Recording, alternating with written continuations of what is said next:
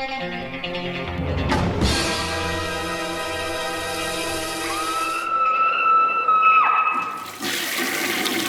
guys, what's up? It is week 290. I'm actually recording this on Thanksgiving. Oh, so happy Thanksgiving, although it will probably go up Wednesday. For Patreons, it might be a little late. Might go up like Saturday morning, Friday late. It depends how fast I can get this done. Obviously, with the holiday, things kind of change a little bit. So first up, we're not having a Universal one this week. Short week for me, and just not a lot of time to cram anything in. It might take a couple week hiatus. We'll be back with it, I'm pretty sure. And regardless, if not, I'll continue something along the lines of the Universal show. So let's hop into the reviews, and we have a few new releases for you. The first one up is going to be Heartland of Darkness, which, what year was this originally started? 1989, but it kind of wasn't completed until this year. There was like incomplete versions floating around for years, but there's a lot of ratings on Letterboxd that are for the incomplete version. Really not fair. It wasn't like scored properly or anything like that. This is the 8th release from Visual Vengeance, and honestly, this is one of my favorites that they've done. So yeah, this is kind of by a lot of the same people that worked on Beyond Dream's Door from 1989. You guys know the Jay Wolfel movie, which Vinegar Syndrome put out. A great movie, very, very regional, amazing Ohio horror film. And it has some of the same people in here that worked on it. I think the same DP. Nick Boulder-Ash is in here from Beyond Dream's Door. He plays a cult leader. So this is great. So Heartlands of Darkness, for me, is a very low-budget film, but it has this amazing regional Ohio quality. Being from Ohio, I immediately connect with this sort of thing. Linnea Quigley is also in it. For years, it was kind of known as the Lost Linnea Quigley movie. Hey, what about Blood Cult? Or it was an AKA name, or Heartlands of Darkness. Where is this movie? People would always ask her about it. And now finally, there's even an interview with her where she mentions all this kind of stuff on there. So, okay, what we have here is, a lot of low-budget movies kind of follow this kind of like storyline in there, but I would say this is more of adult-oriented horror, just on the kind of idea and the way it unfolds. So we have this big-time reporter who's moved to a small town, trying to get away from it all, right? He moves into this small town and opens a newspaper right away, right? Like the first day, there's a violent murder, and the murders here are really actually very graphic. They show a lot of the post stuff. It's not actually showing the murders, but the post stuff felt real. And maybe it's just like the quality that I could look and the way it was shot and everything like that. I believe this was shot on film and then edited on tape, if I'm not mistaken. The quality's solid, it is, the Visual Vengeance usually deal with kind of, I've shot on videos and the elements aren't always there, so that's kind of like their MO. Along with stuff like, Intervision or Massacre Video, a lot of times we'll have to handle that kind of stuff. So the murder scene is actually vicious, it just looks genuinely real and unnerving, and they use real guts. The real guts just add like a kind of a kick to it, and they have like a lot of police cars and ambulance and stuff, and right away in that first scene I was like, this seems very well put together, very ambitious, and that kind of dug into the story right away. So we have this reporter, this guy who runs this newspaper in the small town, and the small town is odd, it's weird, and it's called Heartlands of Darkness, which is a perfect title for it, and Blood Cult's the other title, so you kind of get what's going on here. This small town has an evil influence on it. Is it Nick Boulder-Ash, the cult leader? You probably know it is. They don't really hide it. It's right there, center and front, And even the murder in the very beginning gives you all this. So as they start to dig, a new reporter from a bigger town comes in and helps them, and all these other people. And pretty soon they're looking into this mystery. Well, a bunch of people end up dead. The story gets darker and grittier and nastier. It does share some similarities to Blood Cult, I would say, just the idea of the thing, but the cop looking into the cult, everything. But this I feel is better. I think the ritualistic stuff in here is more gory, and it just has a nastier touch to it. You'll notice the janitor from Beyond Dream's Door plays kind of this like super priest in here. So like I said, a lot of the same familiar faces from Beyond Dream's Door. If you're a fan of that one, which I am, I think you'll really dig Heartlands of Darkness. If you're a fan of like kind of these low budget regional horror films, this one's definitely for you. Now, when they went back and edited it, they did add some digital effects and change some things around on there because they needed to complete the film. Now, I believe that the director works at like Ohio State College for film, if I'm not mistaken, or a lot of the people that work there. I know the cinematographer does works in film and that kind of stuff. Maybe possibly teaches film, but I think that students help kind of complete this film, which is kind of cool. There's tons of special features on here. I should mention there is a bit of nudity here and there in the film. I know a lot of people do that. So this is what we have: new director supervised SD master from original tape and film elements. Deeper into the Darkness, new 40-minute behind-the-scenes documentary. That is great because they talk about the history of the film, how it came together. They have news footage. They have tons of people that are still alive talking about it, including actors, cinematographers, And it's just a really nice supplemental thing that really gives the movie context and adds a lot to the release itself.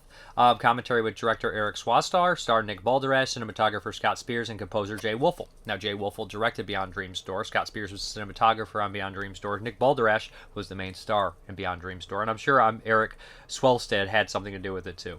Commentary with Tony Strauss of Wang Chop magazine. Linnea Quigley remembers. That's a new interview. And then we have an archival interview with Linnea Quigley, which is cool, from Close Up TV interview. It's fairly long, too. 25 minutes or so. Original TV spots, trailers, behind-the-scenes footage, complete original Fallen Angels 1990 work print. And then there's a commentary track as well. The Making of Fallen Angels, vintage cast and crew news interviews, Blood Church, original distributor promotional video, behind-the-scenes image gallery, 6-page liner notes, Phantasm magazine, expert director spotlight, limited edition, Heartlands of Darkness prayer cloth, limited edition slipcase, collectible Linnea Quigley folded mini poster, stick your own VHS sticker set, visual vengeance trailers, reversible sleeve featuring original Blood Church promotional art, optional English subtitles. This bad boy is loaded. And, I put it right up there with Necrophiles and a Japanese Bodybuilder from Hell. I feel like those are like 3 of their finest releases. I think they're all really entertaining, and I dig them. What else they got? It's sitting right up there. I just made a section for Visual Vengeance because I'm really digging what they're doing. Heartlands of Darkness. This is really cool. I love this one. I was very happy with it. Okay, the next one up is by Rolfe Kanefsky, and this is Nightmare Man from Ronin Flicks. Now, you guys know his name, I assume, from stuff like, There Is Nothing Out There, which Vinegar Syndrome put out, and that is kind of like, a lot of people give it the precursor to Scream, a lot of these horror tropes and setting it out and being a comedic kind of deal. He also did Black Room, which came out a few years ago, that I think MVD distributed, or Cleopatra, and that wasn't too bad at all. So Nightmare Man actually was one of the 8 films to die for. I don't remember if it was in the second or the first festival. I believe it was the second. And I actually didn't see all those movies. I saw a handful here and there. This stars Tiffany Shepis. Everybody loves Tiffany Shepis, a great scream queen, amazing to look at, amazing performances, just tough and very fun. You see her in interviews, she's got a good attitude. She just seems like a genuinely cool person. So Nightmare Man.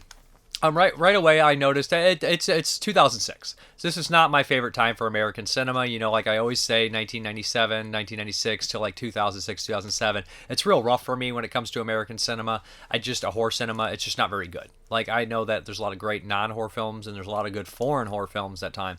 And independents, like there's a couple here and there that really rock the world, but it's just my least favorite time for film in general, for horror films. So Nightmare Man fits kind of right into that mold for me. I don't particularly like how it looks and that kind of stuff, and just the style and all that kind of stuff. Although it's not an absolutely horrible movie, and it does, have a lot of similarities to home invasion films, even from like You're Next with the crossbow and all this kind of stuff, and a home invasion scene. It feels very similar to that. So basically what we have here is a woman who suffers from a lot of seemingly psychological damage, and her strange husband, it's just like he's like a strange actor, to be honest. Let's put his performance as very strange. And she orders this mask that's supposed to help her. Apparently they send her this weird sexual ritual mask, and she's terrified of it, does not like it. And on the way to be committed to a mental institution, their car breaks down. He has the mask with her. He tosses the mask into the woods to go kind of get gas or whatever, because he forgot gas because he's a jackass.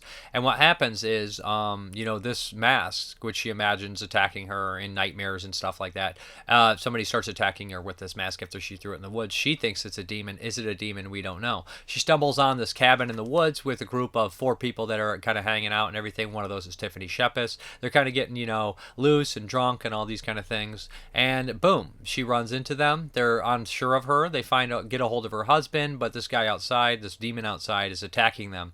Now at first there's a couple twists and turns, and I like the twists and turns in this because it's not such an obvious twist. It is, but then they go a little further with it and change some things around, and it kind of makes it a little bit more refreshing, a little bit more different, and adds a flair to it. Now this director is fairly solid. He's done a bunch of horror movies. They're not ever particularly bad. A lot of them are low budget. I'm not the hugest fan of There's Nothing Out There, and that's just me in general. Like, I think it's clever, I think it's fun, and I think it's way ahead of its time, and it deserves its props. And I only saw it the one time, so I definitely would revisit, and I definitely could see myself coming around on it and really liking it.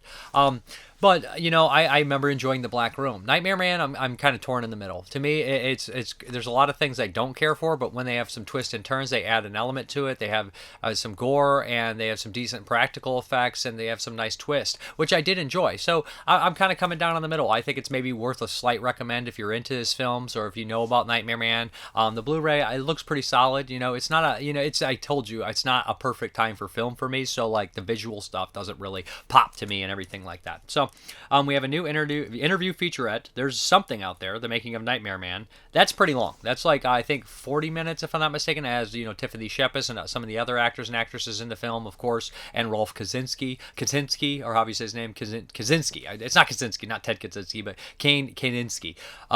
And he, like I said, he's an interesting guy. He knows a lot about horror films, and he talks about how this one came together, going through the 8 films after dark and all that kind of stuff. So it's an interesting making of. It adds context again. So it's a nice release if you like the film. If you're not into the film, obviously it's probably not going to be something you want to dig into. If you want to refresh your memory on it, maybe check it out. I was okay with it. I don't know if I'd give it another watch. Maybe I would, maybe I wouldn't. I definitely will give his other films another watch, and maybe I'll come around to this one eventually. But there's some other features as well I should mention. Creating a Nightmare, The Making of Nightmare Man. I believe that's the original making of extended scenes. Tiffany Behind the Scenes, Flubbing a Nightmare gag reel, still galleries, promo reel, new audio commentary featuring the film score, audio commentary director Rolfe Kaczynski, producer Esther Goldstein, and cast member Tiffany Shepis. So that's pretty cool. So if you're a fan of the movie, it's a nice release to have. So Nightmare Man. Okay, here we go. This is the first 4K of VCI. Now, a lot of people always complain companies like VCI or Full Moon will drop the ball on certain releases. So, I'm going to be honest. Children Shouldn't Play with Dead Things is the film. It's directed by Bob Clark, 1972. I think his first feature-length film directing job, his first horror movie.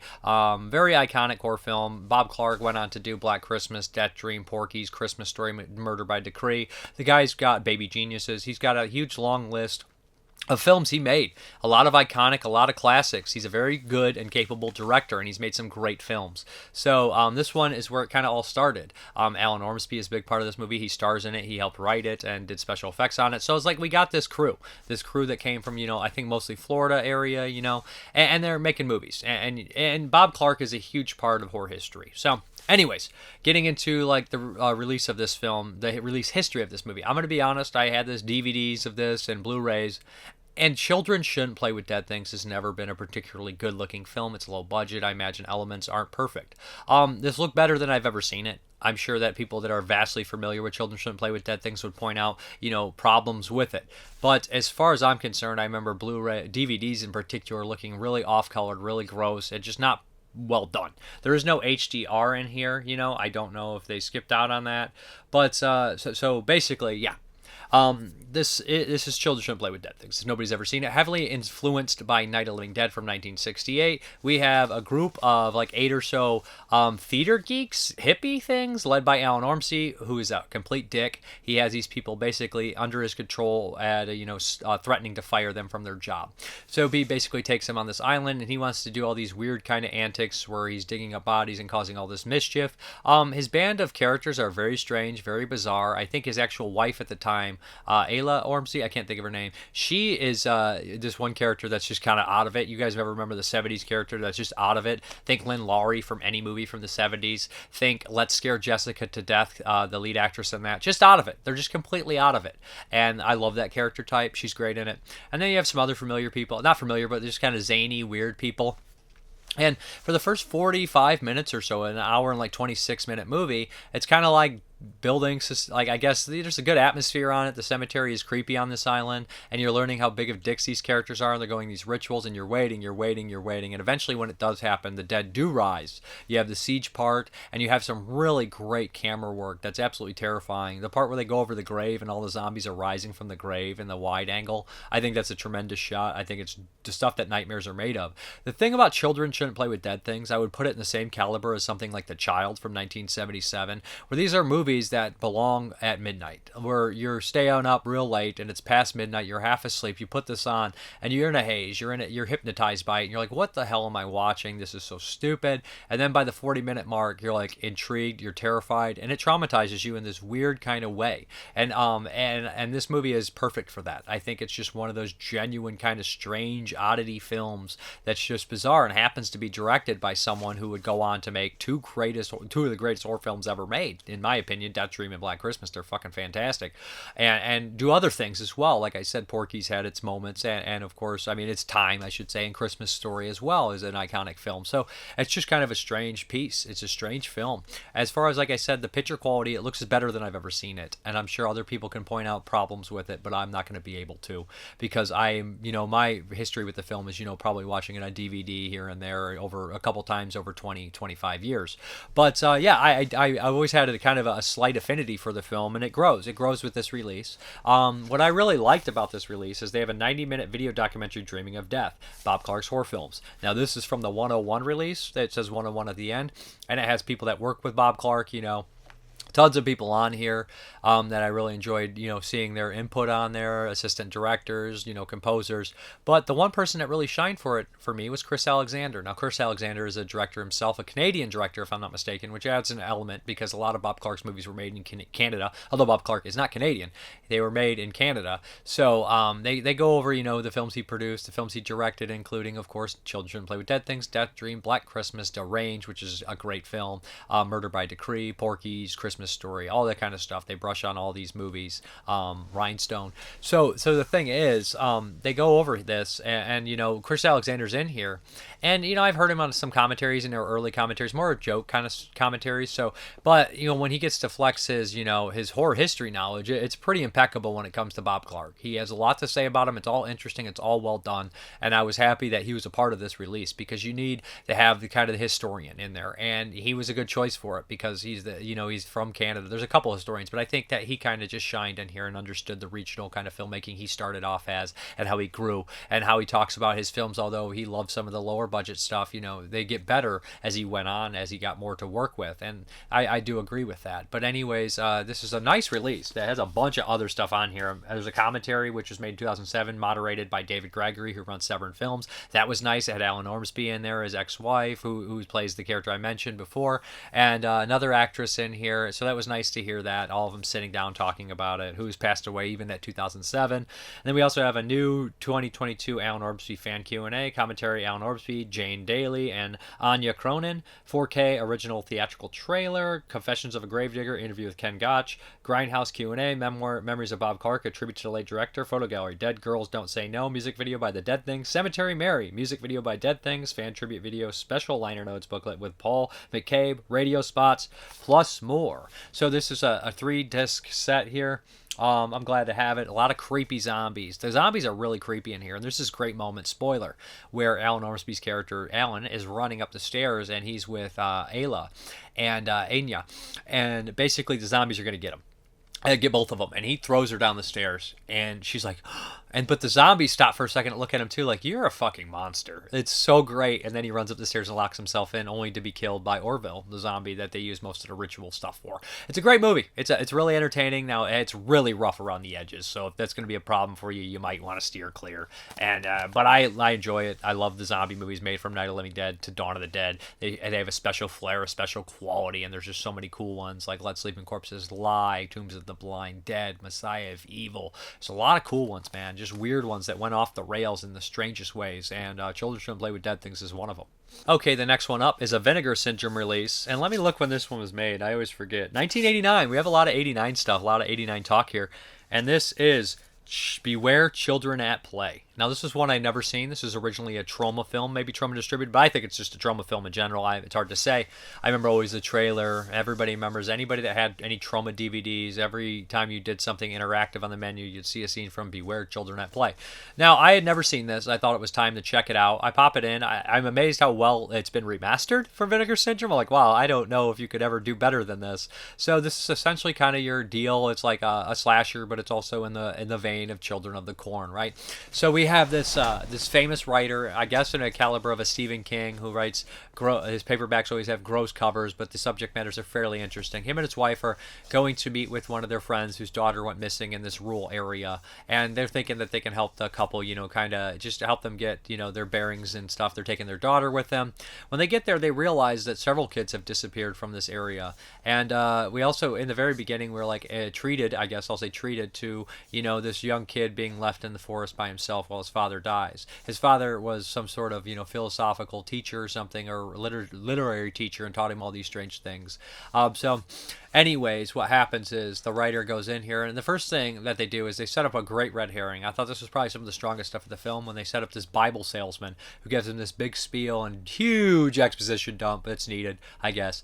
But his acting and his character is probably the most interesting in the movie for me, so it was no problem at all. He tells him about the history of the town, how backwoods this town is, how Bible thumping this town is, and how he's basically capitalizing on all that by being a Bible salesman. He goes into all this kind of stuff. And then we get to the town, and the sheriff, or the deputy, I think the sheriff is this guy's friend. So essentially they start to talk, and it's kind of talky for a while. There's a little too much downtime. But over time, we learn that, there's several children that are going missing, and these people are not going to be any different. Their kids are going to go missing, too. And by the time we realize what's happening, there is a group of ravaged kids in the woods that are attacking everyone. The townsfolk, in their true mob mentality, aren't going to stand for that. That's why we have this infamous scene at the very end, which anybody that's familiar with the movie probably knows. It's got to be the biggest kid slaughter in a movie, the graphic stuff, that several kids are killed. Several people are killed. The gore is solid. The gore is, it's cheap, but it's very effective.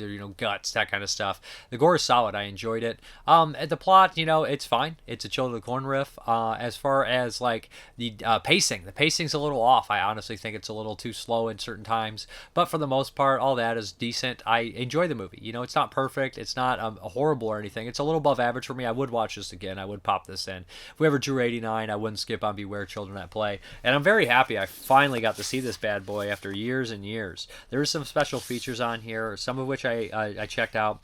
We have brand new commentary track with Mike Cribben. Why Don't I Have Children? Extended making of documentary featuring interviews with cast and crew. That was interesting and nice. Brand new interview with Mike Cribben, archival interview with Cribben, versatile cover art and all that kind of stuff. So I enjoyed this one. Gory, nasty, little fun take on Children of the Corn from '89. Yeah, you could do a lot worse for a trauma film for sure, but I dig their old stuff, distributed or made, and you could do a lot worse for a lot of '89 horror films, but this one's pretty fun.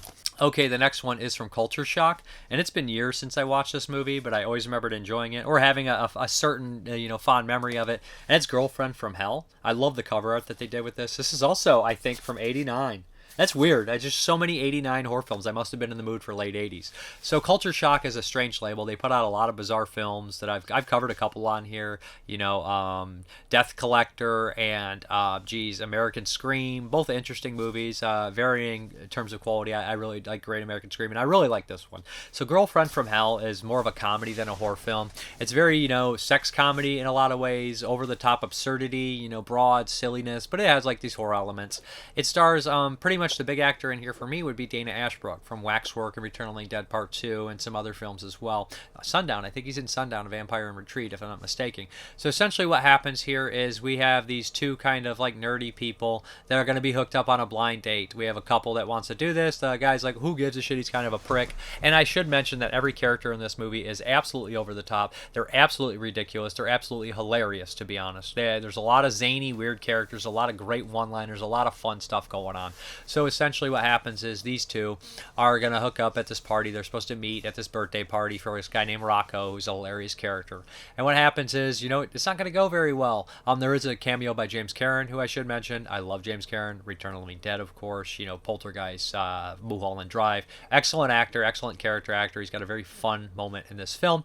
So essentially what we have here is, this group of friends are hanging out at this party at the same time as Dana Ashbrook is hunting, the devil, and he's got to bring the devil back, and this is his job. So essentially the devil escapes. It goes into, this meek, shy girl, and she becomes this bombshell, crazy, over the top, beer guzzling, wine guzzling, pushing everybody around succubus, and it's absolutely hilarious. So at first you see all these reactions of all these people. One of the couples is like a really like strict religious couple, and we have these other people that are just kind of like Graco's a goof and his girlfriend's a goof, and the one guy's such a prick, and essentially they start getting picked off and succubus.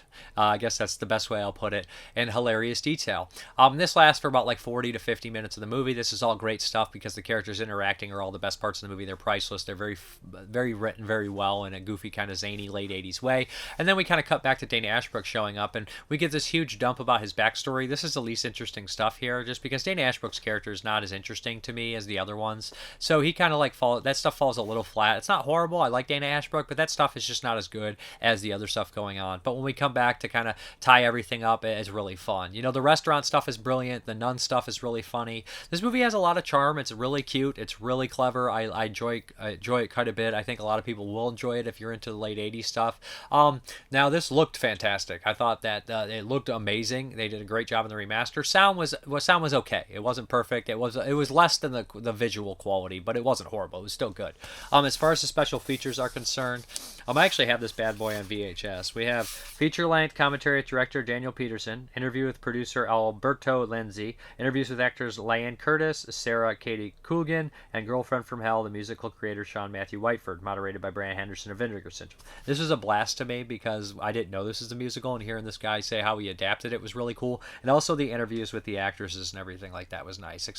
Brad Henderson does a great job. He usually works for Vinegar Syndrome. He did a great job moderating these. He has affinity, obviously, for the movie, and he did a good job. And he brought out some good questions and stuff. And they're beefy. They're not super short interviews. Some of them are a little shorter, but some of them are a little longer too. I mean, they're a little bit more in depth than some interviews, I'd say. Girlfriend from Hell music video featuring set photographs, still gallery cast, audition footage taken from original VHS tape, remastered original trailer from Girlfriend from Hell, Culture Shock releasing trailer. So anyways, amazing slipcover. If you've never seen Girlfriend from Hell, I'd recommend picking it up. If you're a fan of zany, weird 80s comedies, you could do a lot worse. Okay, so now time to talk about a couple 2022 movies. The first up is going to be David Cronenberg's Crimes of the Future, and I hate to report this, so I'm not going to have too much to say about this movie. It has a really strong cast. I believe Kristen Stewart's in this, and Viggo Mortensen, who I love. It's the same title of his one of his short films from 1970, which I enjoy. And, you know, the idea, I guess there's not much similarities to it. I guess deformities and stuff, and it's Cronenberg, so you have the body horror element, and the title, Crimes of the Future, is very vague, and there's a point where these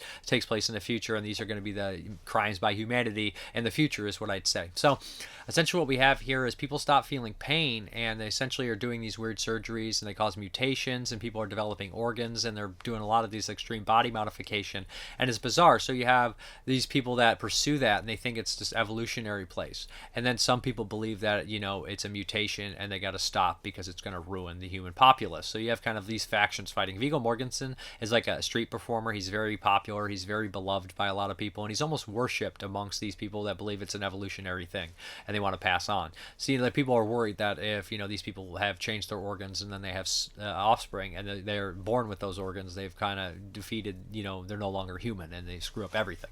So it's kind of, we're getting into that detail and stuff. And now I've heard people say this feels like David Cronenberg directing Brandon Cronenberg movie, which is funny. This movie it's I did not really care for it. I don't think it's horribly made. It's well shot. It's well acted.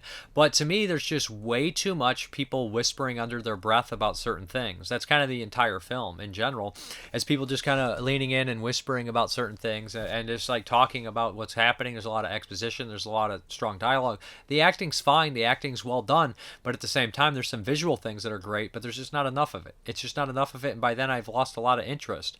It's just a movie that I don't fully understand. You know, I'm not into it, is the problem. And I think maybe over time I could be into it a little bit more, but it's very hard to grab my attention. I thought Crimes of the Future was very bland in a weird way. Now, a lot of people have said it feels like Cronenberg, somebody remaking Cronenberg, but it just didn't have the punch. It just didn't grab me like a lot of his other films. Maybe it was just a lack of a great score, even though I bet the score by itself sounds good. Maybe it was just a lack of, you know, some kind of violent part in there that caught me off guard. It never really got me with the scene. You know, if you look at Cronenberg's films, there's always a scene that just takes you back, and there's usually several. You know, in Crash, there's a bunch where you just like, oh my God, or The Brood, or Shivers, or Rabid, or Scanners, or The Fly. There's just so much good quality about these films, or even Existence. You know, this one just didn't catch me. It could be me. I don't think it's a poorly made film at all, and I think it's amazing that he's directing movies still at this time. It's weird that we have a David Cronenberg film and a Dario Argento film in 2022. That is bonkers. I would have never guessed that. I would have never thought of that, and I'm really kind of happy that it does happen. And I hope he makes another one, and I hope this one grows on me. I just don't particularly like what I've seen with it, so I'm sorry about that. I don't have as much to say as I should, but Crimes of the Future, I just didn't really love. Okay, the next one is a Shudder exclusive, or it's on Shudder. It's called Slashback. Now, this is a movie that's kind of made in like it's a Canadian film, but it's kind of like the Inuit kind of group of people. And it reminded me a little bit of the Blood Quantum movie that came out a couple years ago, which kind of focused on Native people, Native Americans type people. They were Canada, though, so it's Native Canadians, I believe is what, I don't know the term 100%, indigenous people. So this one, it follows more the Inuit kind of culture and all that kind of stuff. So I thought that was very interesting, and it's also by the perspective of 4 or 5 kids, so I thought that was really cool. And it's also heavily inspired by stuff like The Thing. But if you watch the film, you'll notice like shout outs to The Exorcist and other things, among a lot of other things and stuff like that. So yeah, this one I felt I was very mixed on. I did overall like it quite a bit if at the end of the day, but I feel like they could have went further in some of the subjects. So there's 4 main kind of kids, and they're all completely different, and they all have their own differences and problems, And I think that this movie does a really good job of incorporating, somebody's heritage and history within it, because there's not that many movies about Inuits, and there's not that many horror movies about Inuits. I can't really think of any. So the idea that they're putting a lot of this history and a lot of their like life and how they live in here, as far as I know, into the film, I thought was cool. Also that they have like the kids being kids at the same time, but just the differences that they have to deal with, I thought was really interesting. Like I said, all 4 of the kids are completely different. They do talk like kids, so a lot of people will be upset when they're watching these movies. I know older people do not like kid dialogue, teenage dialogue all the time. Maybe they just can't pick it up, whatever it is. But that stuff didn't really bother me. Now, as far as the acting is concerned, some of the bit players, are a little rough. They're not perfect. But I have to say this, a lot of the main actresses in the film, now, I feel that a lot of the main people in the film speak 2 different languages, and I'm not sure English is their first 100%. Or, a lot of times that people that have 2 languages, they kind of mix them together, so their delivery or their timing or their inflection is not 100% what people are used to. So therefore, people just assume that somebody's a poor actor or somebody's just doing a poor or weird voice, but essentially it's exactly how they speak. And it's very probably genuine. I cannot talk about that because I don't know the regional location they're actually from. But to me, it felt like that. It felt like just the way their inflection is how everybody talks in the local area. And it's not poor acting. It's just the way it is, if that makes any sense. Now, it didn't sound exactly like the people you'd hear in the Midwest, where I'm from, of course. But that never bothered me watching a movie from New England or a movie from, Texas or a movie from the UK or Australia. It's just different voices. And these voices aren't often heard on film. I'm going to be honest, they're not. There's not very many Native American films. There's not many Inuit films. There's not many, indigenous people films out there. So when you hear these voices, it's different for a lot of people. I've heard a few, and I don't think the acting was poor in a lot of ways. I think it was different for a lot of people to hear that kind of stuff. Now, some of the delivery does come across a little awkward on the bit players, and sometimes it does. I will not lie. But essentially what we have here is the opening's pretty good. The opening's pretty terrifying. We have this, environmentalist out in the middle of, this kind of cold weather, and he's looking around and he sees something in the snow. And we kind of immediately think, melting glaciers, whatever. I was thinking they were going to go the more environmentalist kind of film here. Kind of a Earth attacking green film or something along those lines. Like, what is it? The Larry Fessenden movie, The Last Winter.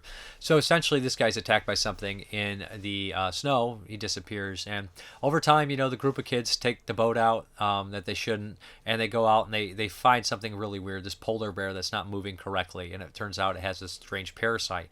Aliens have been invading, so obviously people are going to think attack the block, and the kids got to fight them. Aliens have invaded, and they have these weird parasitic creatures that take over animals. The polar bear looked absolutely terrifying, the way it moved, the way it kept the distance. I thought that was really effective. And eventually, of course, these things are going to kind of attack people. Now, I would have liked more thing, less, kind of just in like more thing, less like zombie kind of style thing, because we have a couple people, although the zombies do look creepy as shit, and I like the tentacle stuff coming out, and I love the idea that four girls gotta whoop ass and take names and save this town. that's cool stuff. A couple people do die. The special effects are solid. CGI on some of the stuff, it looks good. I thought the polar bear looked cool. I thought he was scary. I wanted to see more of that.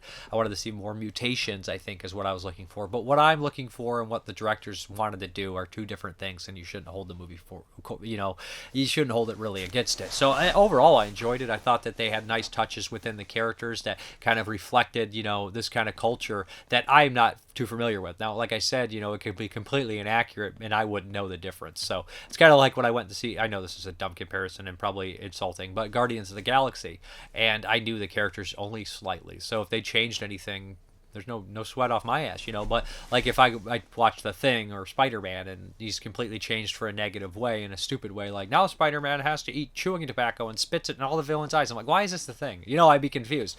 So like, I'm just saying, like, so like I don't, and that was a dumb comparison, but I said Slashback, it's on Shudder. It's not going to be for everybody. I think it's worth a look to at least get a glimpse of a different culture, and it is like The Thing. There is a shout out to Exorcist. There's shout outs to a lot of films I noticed, but hey, it is have some downtime and a lot of character development. So if it's not your thing, I did enjoy it though. It's Slashback. Okay, the last one up is the Patreon pick, and I think this was Jim Simon. He told me pick something from 2020. This was a long time ago that I had not got a chance to see, so I finally drew out Run. Run is on Hulu, and I don't have that much to say about Run. It's not a negative thing here, but I skipped this one in 2020. I don't know why. I heard good things. I was just burnt out, and I was like, I don't want to watch a gaslighting kind of style story. I just had my mind made up about it. So Run is based on a true story, if I'm not mistaken, and it's kind of a misery style story here. We have this mother, tremendous performance by the mother. I can't think of her name. She's on American Horror Story, I was been told. So essentially this mother has this troubled birth. The kid is very sick, and we kind of flash forward. She's in some sort of like coping group where parents are going to lose their kids, are going to go off to college. It's like a, kind of like a midlife crisis thing for them. And all these people are talking, and I thought the way they shot the scene was brilliant because you see no one's face until you get to the mother's face, and she has this big speech. It was just kind of a really nice touch, and they do that a lot in this movie. They won't show anyone's face when they're going like a panning camera just until they get to the main character. You'll see their face, like they're on all alone, or they're just like being completely isolated from the group, or obviously to signify that this is the important thing, and the rest is background noise, that this character is listening to what they're saying, and you're them, and you're just not been to you're not into the point where you're sitting yet. I don't know if that makes any sense to anybody, but I thought that stuff was really good. So essentially she goes on that she doesn't care that her daughter's moving out. She's tough, she's strong. And our daughter, we meet her, she's paralyzed, she has a lot of problems. In the beginning, we see this list of, symptoms and diseases that she has and all this kind of stuff. It's very tragic. As we fast forward, some strange things she starts to notice. At first, she notices, the pill bottle, when she's diabetic, she's trying to steal some chocolates. The pill bottle she sees is not prescribed to her. So she's very confused by it. And she starts to do some independent research. I know everybody loves that saying. She starts to do some research, and as she digs deeper, she realizes, her mother is doing some things that she doesn't think are right, and her mother might not even be who she says she is. And the reveals are pretty crazy, and there's a couple reveals in here that I didn't see coming. I thought it was going to be kind of your domineering mother kind of storyline, but it's something different than that. And we get some really tense moments, some really great acting for mother and daughter, particularly the mother when it starts to have the breakdown. Reminded me of Terry O'Quinn from The Stepfather. Who am I here? Anybody's ever seen that film, that line is very iconic. And this stuff with her, I feel like those breakdowns were not dissimilar to that. So there's a brilliant scene in here, spoiler, that I loved because that year, I think, or the year after, this movie called Alone. And it was very well made, but very typical and very by the book and by the numbers, how things happen. I'm running from this person, trust me. And then the guy's like, she's crazy, you don't want to trust her. And then the guy's like, I don't know. And I'm like, cut this out. Same thing happens in Hush, where he's like, where the villain is obviously a villain and convinces this innocent person that something's wrong with the person that they're trying to help. I hate that shit. Stop doing that shit. That shit's fucking old. It's one of my biggest pet peeves. So as well made as Hush and Alone are, big script garbage moments there. It's over. This moment, we have the mailman who actually decides to help her. And I was just like, this is a brilliant scene. The way it's handled, the way the mailman acts is very human. And maybe because it's based on a true story, they actually did the right thing for once. I don't know how detailed the real story is. It can be loosely based. But that stuff was so refreshing to see that. It just made me happy. It made the movie, really good. And I was like, maybe I'm not on a 7.5 instead of a 7 or something like that. It just was something that was just refreshing to see for once. For once in your life, do the thing that's not so cliche and more realistic. For the love of God, don't write yourself in a corner and then just be stupid about it. Okay, So, anyways, I thought that stuff was great. Yeah, it's a really solid movie. I enjoyed it, and the very ending is kind of dark. But yeah, Run, good stuff. If you have Hulu, check it out. You could do a lot fucking worse than this. This is good stuff. I wish I would have saw it for 2020. Okay, let's get in these questions, comments, concerns. Ken Coakley, I'm dying to get the Sonny Chiba box set. One of my favorite Sonny Chiba films that hasn't seen the light of day on Blu-ray is a movie he did called Roaring Fire. The film also features a pro wrestler at the time, Abula the Butcher. I know him. Another one that hasn't been released on Blu-ray to my knowledge is Shogun's Ninja. That was the movie that got me into Sonny Chiba. I kid. Umberto Lenzi's Eyeball is a fun flick. I watched it some years back. What the flick? I've been watching everything from the Universal set as well, and I agree with you 100% about Spanish Dracula. Thank you. Elk Vomit, will you be picking up the Shawscope Volume 2? Been a minute since you had some Kung Fu flicks on here. I know. I did pick it up. I don't know if I'll be covering it on the show. It depends. Nick Mua, I can see your point about Spanish Dracula. It feels a bit clunky. This often happens, it seems, when trying to appease the foreign market. Questions. How would you breed new life into Universal horror if you had the chance? Ooh, if I got to... I would keep it gothic. I know I would make them period pieces. I know it's not new life, but so many of these people, they go to make a Universal movie and they just like, we're going to make it like this, we're going to make it like that.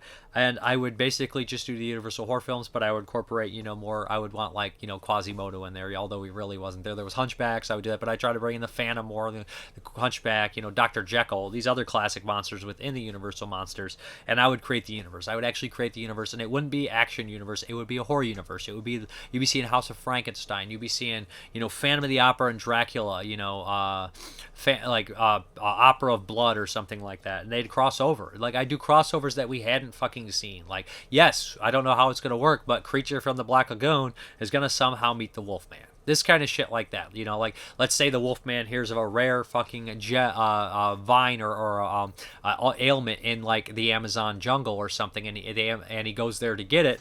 Boom. It's not there, or it's by the creature, it's guarded, whatever. And the creature and the Wolfman got to duke it out. I would try to incorporate this as many monsters as physically possible without making it a Marvel or action film. And I would want these crossovers. I would try to bring in my own classic horror actors. I would bring in, Graham Skipper could be part of the Universal Monster. We talked about him last week. Whatever. And maybe even Jeffrey Combs could play, like the Mad Scientist. I would bring in as many horror icons as I can that I don't think fucking do it for a paycheck. And I would try to incorporate mixing the monsters together and making it gothic and making it horror and making them period pieces. I do not want to see the Invisible... I know people love that Invisible Man movie. That's not what I want to see. It doesn't mean it's a bad movie. It just means I don't like it and I don't want to watch it and I don't think it's very good. But doesn't mean shit, okay? That's my opinion. I'm just not interested in that. I'm not interested in that Mummy movie, okay? I'm interested in classic horror updated. That's what I want to see. I want to see fucking Frankenstein's monster. I don't want to see Van fucking Helsing crap. All right? I'm sorry. I went off. I guess I had more to say about it than I thought. Please name some of your favorite Spanish horror films. Well, we got anything by Jorge Grau, Let Sleeping Corpses Lie, some of the rape revenge movie he did, Hunting Ground, and then of course Tombs of the Blind Dead is a classic, and then you got a bunch of them. A la Carta is Mexican, but those are some off the top of my head. And then if you count Del Toro stuff, which I believe was is he Mexican but made in Spain? I think he made some of his films in Spain, like Pan's Labyrinth and Devil's Backbone. Those are fantastic films. There's tons of Spanish horror films just off the top of my head. Jose Larraz, I believe, is a Spanish film horror director. His films are great, although they're co-production, so he didn't make all his films in Spain. But if you want to count Vampires or something like that, or what's the one he did with Donald Pleasant's daughter, which is Symptoms, which is a fantastic movie. I didn't do research, this is shit off the top of my head, but I think Symptoms technically qualifies as a UK film. So here's what you get at when you talk about Spanish or Italian horror. If it's not more modern, they're definitely all co-production. Let's say Corpses Lie is Italian-Spanish co-production. So it gets all mixed up. It's strange and weird like that. But there's tons of great Spanish horror films and everything like that. So I'd have to literally go down a list and see which Spanish horror films, which ones are made in Spain. But there's a million great ones. Then we have 3. What's the most ridiculous Jao title you remember? I'm sure there's dozens, but Iguana with the Tongue of Fire is pretty fucking silly. Now, the trailer for What Have You Done to Solange, it's a great title, but the trailer is insane. It's like, what have you done to Solange? It says it like 50 times, so to the point then it gets stuck in your fucking head. I mean, your vice is a locked room and only I have the key. That's pretty insane, although I don't I don't know how giallo it is. I guess it counts as a giallo. You know, it's a Italian thriller with Luigi Pistilli and stuff. And so like there's a lot of crazy long titles. The longer the title you get, the stranger they are. And then sometimes you just get weird ones like Seven Bloodstained Orchids. There's tons and tons. I don't know. Eyeball's more of a slasher than a giallo, but still the title's absurd. And then until next week, and sir, enjoy Black Friday. Thank you. And speaking of Black Friday, I just want to know what's the best deal you got on Black Friday, because this probably won't be up till Saturday. For the patrons, and then Wednesday for everyone else. What's the best deal you got on Black Friday? Tell me some of the deals you got. We're going to hop into that update. Pretty quick update. Some of the Black Friday stuff went on sale pretty quick. Everything, everywhere, all at once. Now this was $10 on 4K. I heard lots of cool things about it. Looks absolutely bonkers. Yeah, definitely wanted to check it out. And Jeremy wanted to see it too, so that's cool. Lost Boys, $10. Couldn't pass up Lost Boys. Don't know how much I like that cover art. Love the movie though. Joel Schumacher, classic 80s vampire slash kids movie. I know people would say it's not. Great cast. It's got a lot of cool people in it. Always love this one. Good stuff. And last, this is the quickest update of all time, right? And we have Breakdown. The Paramount stuff was on sale from on this whole week because of Black Friday and all this kind of shit. So I wanted to get these Paramount Selects, and Breakdown is a great movie with Kurt Russell, amazing cast. Always liked this one, really good thriller. So I was like, boom, right when this popped up, I was like, well, got to get Breakdown. That'd be really great to have.